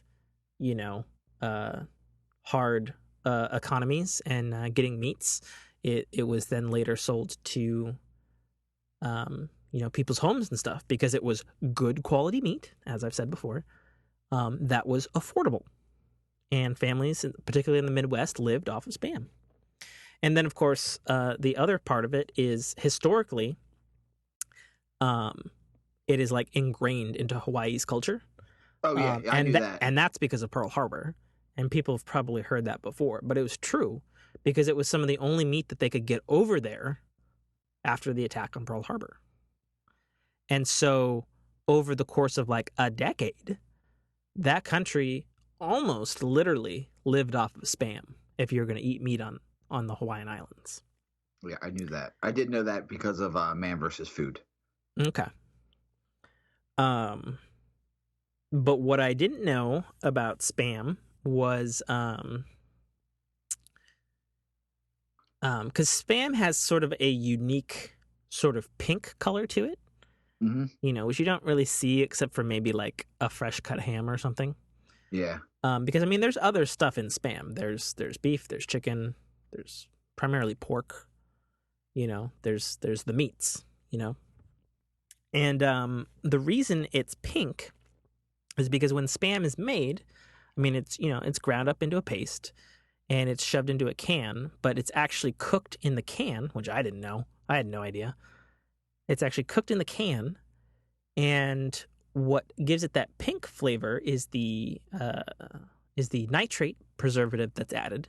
And when it's cooked, I guess it turns the meat pink. And actually, if you open a can of Spam and it ain't pink, it's probably bad, and you should throw it out. So if you open a can of Spam and it's like white or chicken colored or not particularly pink, It's bad, dude. Throw that out. So Yeah, get rid of it. it either sat too long, or as all canning and mass manufacturing and everything, there's a flaw and it leaked out over time. So yeah, so spam. If And you say the top right shoulder, it's actually I think it's called the picnic cut. I It's right, feel like right that in the is a thing. blade. Yeah, I feel like that's the thing that they said in the video. It's been a Okay. couple weeks since I watched that video, so. Okay. You're talking like if I was to point like at my own shoulder, it would be Hmm. like the top, not quite the trap, but down on like pointing at the shoulder blade, like the shoulder socket itself, right? Yeah, sort of that area there from the arm to the spine. Okay, yeah, it's the picnic cut. Yeah. So, long story short, spam is not terrible for you. Nope. And actually, according to last video I watched in 2016, spam is actually healthier than it's ever been, because they've reduced the salt and nitrate count on it immeasurably, and they've also changed the recipe a couple times. So there's actually not a lot of preservatives in it, and there's not a lot of shit into it. Okay. So if you're thinking for a quick meal, choose spam. And no, I we're actually not. do like spam. I like spam a lot too. So I grew up. So my father was the kind of father who was like, cook everything in butter, Yeah. and then also slather everything in butter. Yep. And when I was a kid, he'd make these spam breakfast sandwiches, which was a toasted hoagie bun with a big ass fucking, sometimes 2 slices of thick spam, which were butter seared in a pan, and then coated in Cheese Whiz, and the toasted bread was also buttered, and then there's also mayonnaise on it. That's a very East Coast breakfast sandwich. You just Is it? said, good sir. Oh yeah, yeah. Oh well, I mean, as far as I know, it's a Canadian thing as well, because my father's Canadian, and he was saying he ate that all the time along the Alaskan Highway. Yeah. So I guess it's probably Yeah, a it might have just West Coast thing as came well, down. It might have just came down or came to us. over or up or something. Yeah, who Yeah. knows? I had spam and scrapple as a kid. What the fuck is Scrapple? Uh, Because it's not the board game. You're not eating the wood no, that's chips. Scrabble. Scrapple. What the fuck is Scrapple? It's ground meat with like grain. It's a Northeast thing. Is it like it almost sounds like grits. Hold on. I will give you the exact definition. Scrapple, also known by the Pennsylvania Ducks as panhas or pan rabbit, is a traditional mash of pork scraps and trimmings combined with cornmeal and wheat flour, often buckwheat flour, and spices.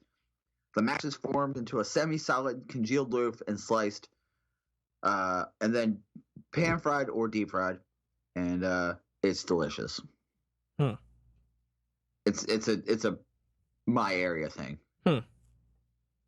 It's fascinating, but it's delicious. What's funny to me though about spam is in one of the videos I watched, they were talking about how particularly in Hawaii, like some of like the top chefs there will make like crazy spam creations that cost like hundreds and hundreds of dollars to order, even though it's spam. Like fucking spam fries, which I fucking want to try, and spam sushi, and like all kinds of stuff. It was crazy. So yeah, spam. I have a breaking thing that just came out to my attention. I have no idea if it's any good, but I'm definitely excited about it. So I guess they Columbia Pictures, in association with some video game developers, are creating a cell phone Ghostbusters game called Ghostbusters World.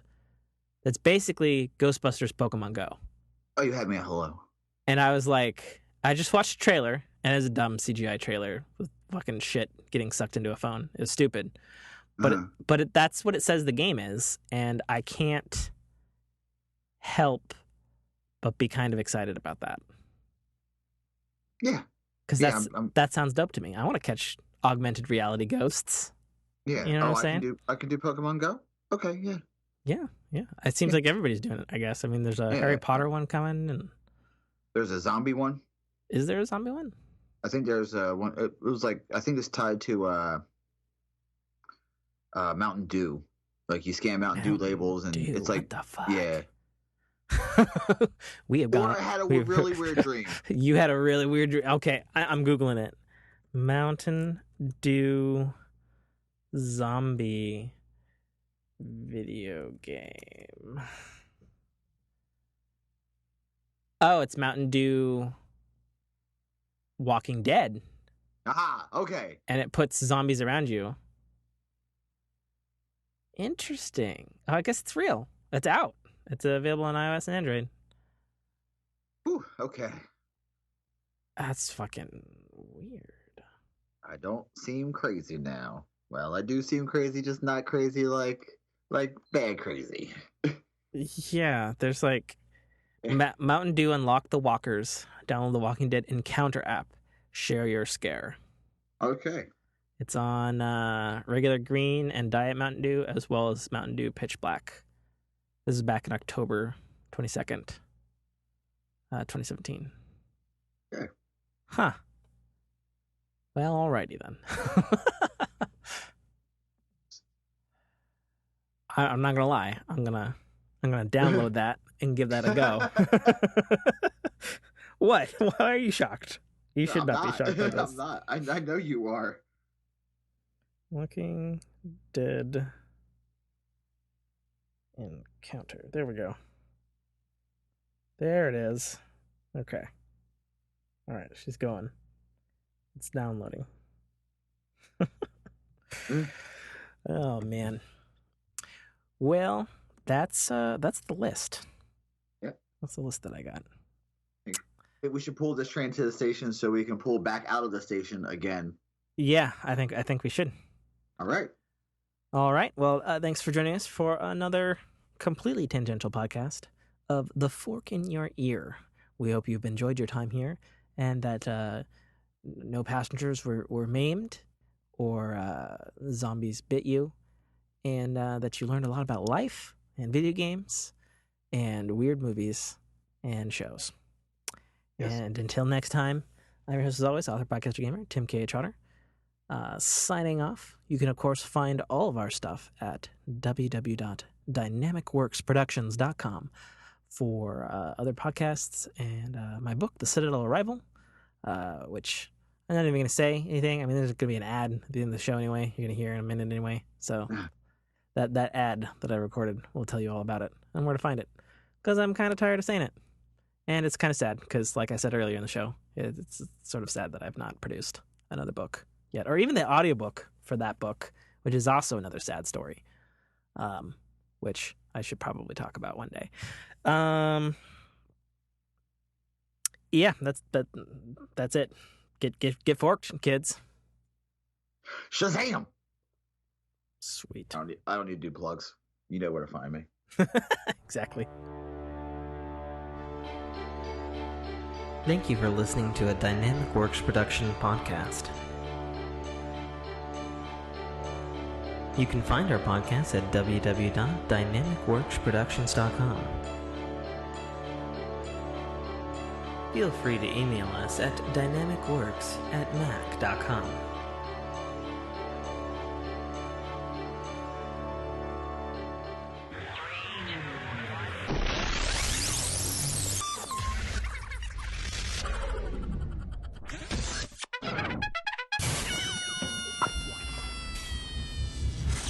Armada, the voice of Guybrush Threepwood, and you're listening to a Dynamic Works production podcast.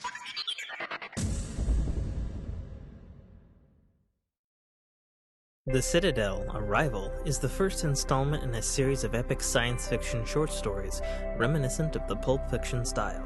It's a fast-paced story that will take you through twists and turns that you will not expect, until they are thrust upon you with all the force, excitement, and chaos of a plasma cannon blast.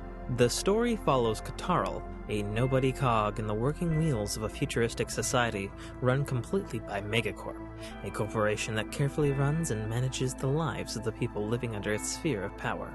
On one of Katarl's few and far between days off from work, an outing he had hoped would be fun and relaxing turns into an explosive adventure that drags him kicking and screaming into situations and challenges that will make him question every aspect of his life. Watch this colorful tapestry unfurl as Katarl and his newfound allies find their way through this classic, yet oddly surprising tale of good and evil, where nothing is quite what it appears to be. That's The Citadel, Arrival by author Tim K.A. Trotter, available right now on Amazon Kindle Store and iTunes iBookstore for only $2.99.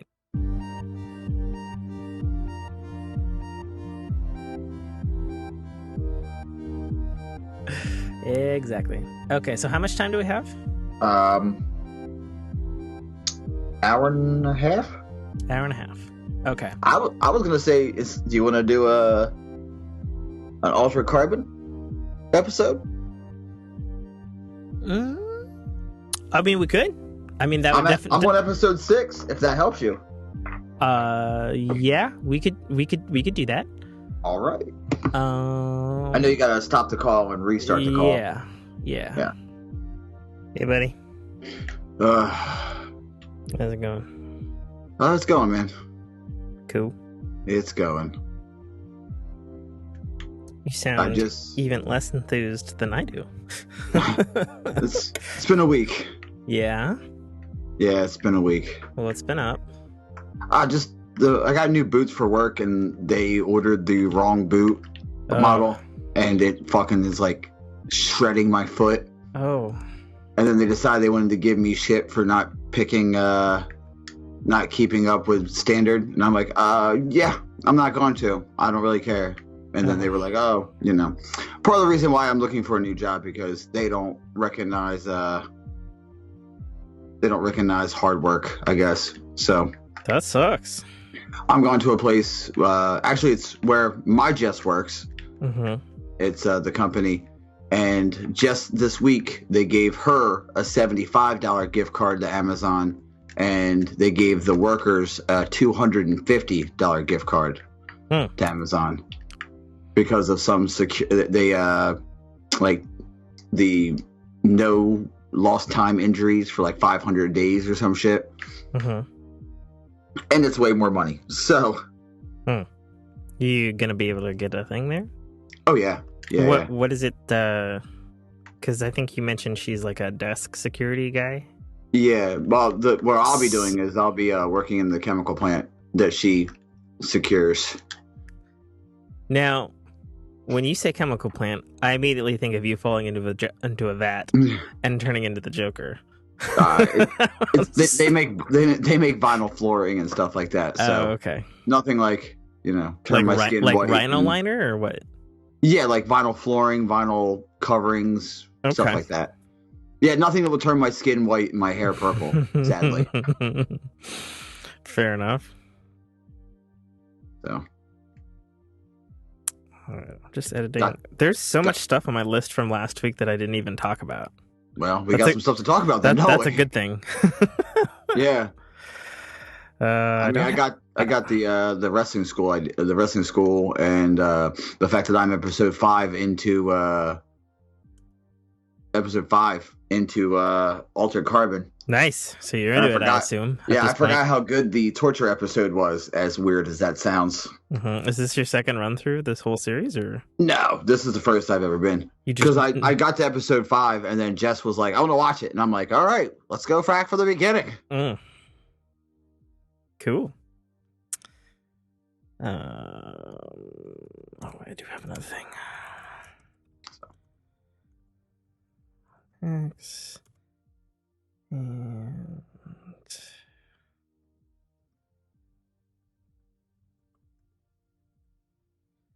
okay.